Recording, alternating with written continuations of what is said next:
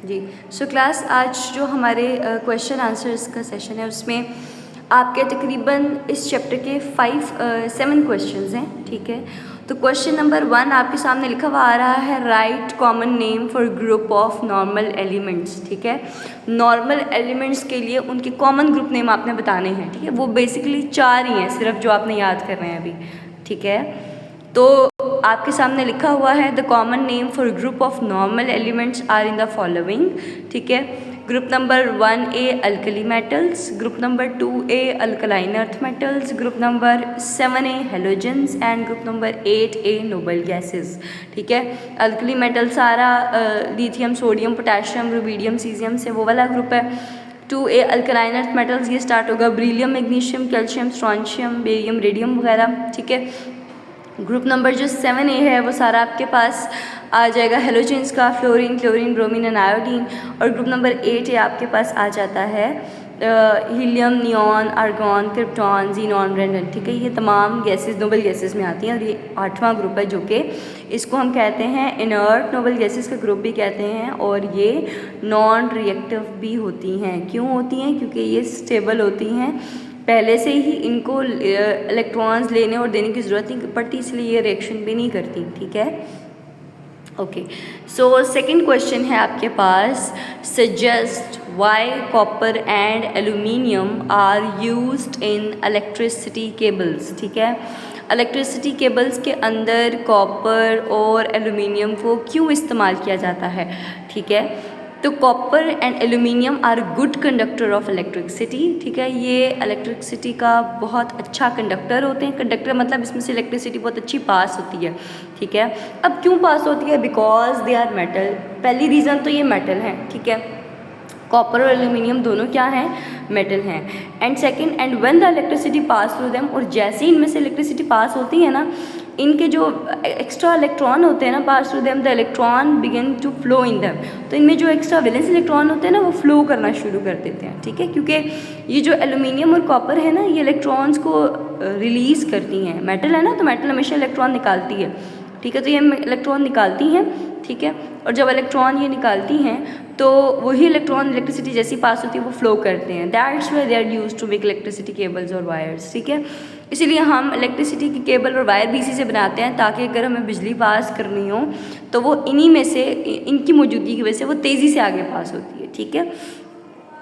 उसके बाद है question number 3, many pots and pans are made up of steel instead of pure iron, ठीक है। ये योर लिखा गया इंस्टेड ऑफ प्योर आयरन है, ठीक है। योर को कट कर दीजिएगा, instead of pure iron, simple, ठीक है। Why steel is use to make pots and pans because it is a good thermal conductor, ठीक है। अब देखिए बात फिर वही आ जाती है, ये वही यूज़ है, ठीक है। कोशिश करिएगा कि यूज़ को लिखते हुए उसकी प्रॉपर्टी का लिंक ज़रूर दीजिएगा कि उसकी प्रॉपर्टी थी तो हम इसको इसलिए इस्तेमाल कर रहे हैं, ठीक है। यानी कि जो भी उसकी खसूसियात है ना, वो बयान करके उसका इस्तेमाल आपने बताना है, ठीक है। तो आपको पता है बच्चों कि जो स्टील है ना, वो एलिमेंट नहीं, वो अलॉय है, अलॉय, ठीक है। जैसे कार्बन एलिमेंट है ना, ऑक्सीजन एलिमेंट है, नाइट्रोजन एलिमेंट है, सोडियम, मैग्नीशियम, ये सब एलिमेंट है। स्टील जो है ना, वो कुदरती तौर पर एलिमेंट नहीं है, इसको 2 एलिमेंट से मिक्स करके बनाया गया है, ठीक है। अलॉय है ये, ठीक है। तो जो स्टील है ये अलॉय है, ठीक है। और इसको बनाया जाता है, पॉट्स और पैन्स को स्टील से बनाया जाता है। क्यों? क्योंकि स्टील जो है ना, वो हीट को बहुत जल्दी आगे इजीली पास ऑन करता है। It is a good thermal conductor and it has a high melting point and do not crude. Melting point बहुत हाई है, मतलब इसको बहुत ज़्यादा टेम्परेचर दोगे तो कहीं जाके शायद ये मेल्ट हो, ठीक है। यानी बहुत हाई टेम्परेचर से ये डील बहुत आसानी से कर लेता है, ठीक है। And do not crore easily with the acid present in food. खाने में अगर कोई मिसाल के तौर पर कोई एसिडिक कंटेंट थोड़ा सा मौजूद भी है तो ये उससे क्रोड नहीं होता, यानी इसको जंग नहीं लगता, ठीक है। It can also withstand with high temperature during cooking, यानी जब आप कुक कर रहे होते हैं ना तो ये बहुत हाई टेम्परेचर फ्लेम को बर्दाश्त कर लेता है। दैट्स वाई इसको हम फ्राइंग पैन और केटल्स बनाने के लिए इस्तेमाल करते हैं स्टील को, ठीक है। उसके बाद आता है right 3 properties of gold that make it suitable for making jewellery, ठीक है। वो आपसे ये कह रहे हैं कि गोल्ड के अंदर ऐसी कौन कौन सी प्रॉपर्टीज़ हैं जिसकी वजह से हम इसको ज्वेलरी के लिए इस्तेमाल करते हैं बनाने के लिए। तो बच्चों, जो gold is suitable for making jewellery due to the following reasons, ठीक है। गोल्ड को बनाने के लिए जो उसकी फर्दर प्रॉपर्टीज़ हैं वो नीचे दी गई हैं। Gold has shiny appearance which make the jewellery attractive. एक तो गोल्ड शाइन करता है, जरी बात है सारी मेटल्स ऑलमोस्ट शाइन करती हैं, लेकिन गोल्ड ज़रा अच्छी इसकी क्वालिटी होती है, गोल्ड शाइन करता है, दैट्स वाई इसको हम यूज़ करते हैं। गोल्ड मेलिएबल और डक्टाइल है, यानी गोल्ड को आप जितना चाहो ना पतला कर सकते हो, ठीक है, थिन कर सकते हो।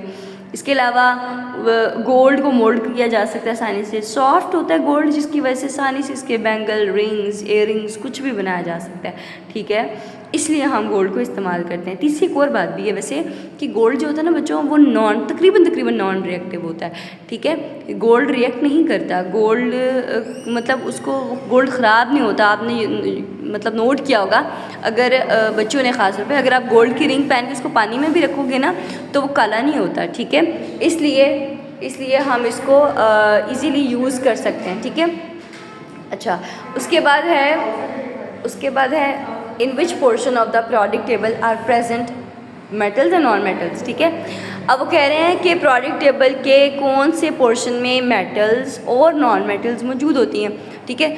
तो metals are present in the extreme right side of the predict table, metals जो होती हैं ना वो प्रोडिक्ट टेबल के एक्सट्रीम, अच्छा इसको ना ठीक कर लीजिएगा, गलत हो गया थोड़ा सा, मेटल्स जो होती हैं एक्सट्रीम लेफ़्ट पर होती हैं, ठीक है। मैं एडिट इसको कर देती हूँ। आपने जो मेटल्स के बारे में लिखना है, ठीक है, वो आप एक्सट्रीम लेफ़्ट साइड लिखेंगे, ठीक है, एक्सट्रीम लेफ़्ट साइड लिखिएगा, इसको ना आप खुद वो भी कर लीजिएगा एडिट, लेफ़्ट है, ठीक है। Metals are present in the extreme left side of the predict table and non metals are present in the extreme right side of the predict table, ठीक है। बार बार मैं इससे कह रही हूँ, इस क्वेश्चन को सुन लें, ठीक है, आपने उल्ट कर देना, ये यहाँ पे मिस्टेकनली लिखा गया है, ठीक है। उसके बाद है metal wires can be transform into different shapes without breaking wire, ठीक है, यानी मेटल्स को आप मुख्तलिफ शेप्स में कन्वर्ट कर सकते हैं, डिफरेंट शेप्स में कन्वर्ट कर सकते हैं बग़ैर तोड़े। क्योंकि मेटल्स आपको पता है फ्लेक्सिबल होती हैं, ठीक है, फ्लेक्सिबिलिटी होती है मेटल की, आपने पढ़ी होगी, मेटल की इतनी फ्लेक्सिबल होती हैं कि आप इसको आराम से मेटल वायर्स को जिस भी शेप में कन्वर्ट करना चाहो ना, ये बग़ैर टूटे हो जाती हैं, ठीक है।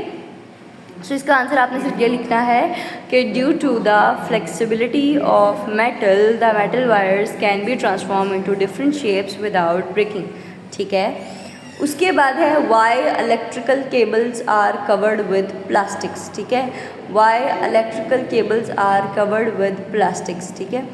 तो जो इलेक्ट्रिकल केबल होते हैं हम उसके ऊपर प्लास्टिक क्यों होता है, ठीक है, वो प्लास्टिक इसलिए होता है क्योंकि आपको पता है प्लास्टिक तो नॉन कंडक्टर है करंट का, ठीक है, ये करंट को अपने अंदर से पास ही नहीं होने देता।